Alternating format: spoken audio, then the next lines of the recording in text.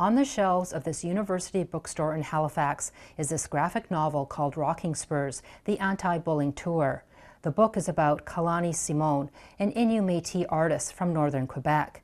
It tells the story of how Simone fights bullying on social media, especially because she identifies as Métis from Eastern Canada, as she explains to her friend in the novel. They claim that anyone identifying as Eastern Métis is a race shifter and doing it for benefits, tax evasion, and money. The novel was unveiled during this event at Dalhousie University back in March. It was the brainchild of history professor Lisa Binkley. Binkley says the project encouraged her students to discuss bullying and identity.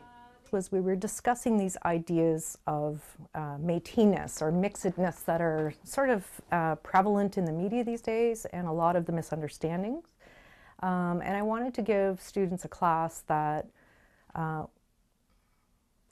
really considered some of these ideas because we're hearing the word pretendian, we're hearing that the Eastern Métis are a myth. Cassidy Caron is the president of the Métis National Council. She disagrees and says there's no such thing as Eastern Métis communities. Our communities come from the historic Northwest. There is no such thing as a Métis Innu community, and we stand firm against this fight against the Eastern Métis. So our reaction is strong. We don't support the book. We don't support the work that the Métis Nation of Canada is doing, and we will never condone this. Rocking Spurs was a result of Binkley's class called Métis History and Culture, and the book does give a history lesson from the emergence of Métis people in Canada from the mid-1600s in the East, the migrations through Quebec and Ontario, and the rise of the Western Métis in the 1800s. David Chartrand is the president of the Manitoba Métis Federation. He says this description of Métis history is false. To state that the Métis of the Red River migrated from Eastern Canada, from Nova Scotia, that we migrated over there and we found our way in the prairies is absolutely absurd. It's insulting, it's damaging, and it truly will hurt a lot of people. During the book's March unveiling, Binkley claimed copies of Rocking Spurs will be given to high school libraries across Canada.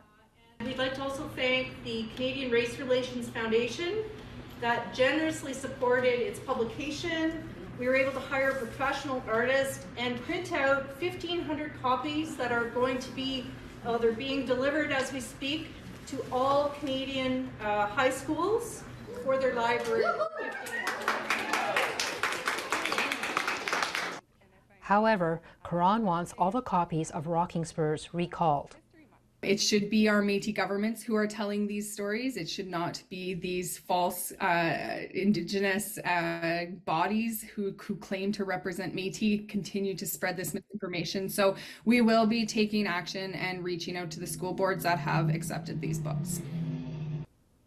The Toronto Catholic School Board District confirmed to APTN News Rocking Spurs was received and is currently under review by the Indigenous Education Department.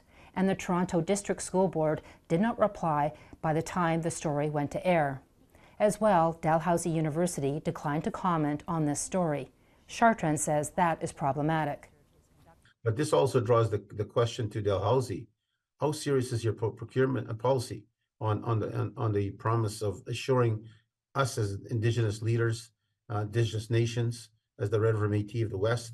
How secure is your policies to ensure that you're not allowing this to happen again? Binkley, however, defends the message in the book. I think students need to learn how to talk about it, and they need to know how to understand the politics that are going on between the various Métis nations and those that are self-identifying as Eastern Métis or Métis when they're not part of one of the recognized groups in Canada. Angel Moore, APTN National News, Jabuktuk, also known as Halifax.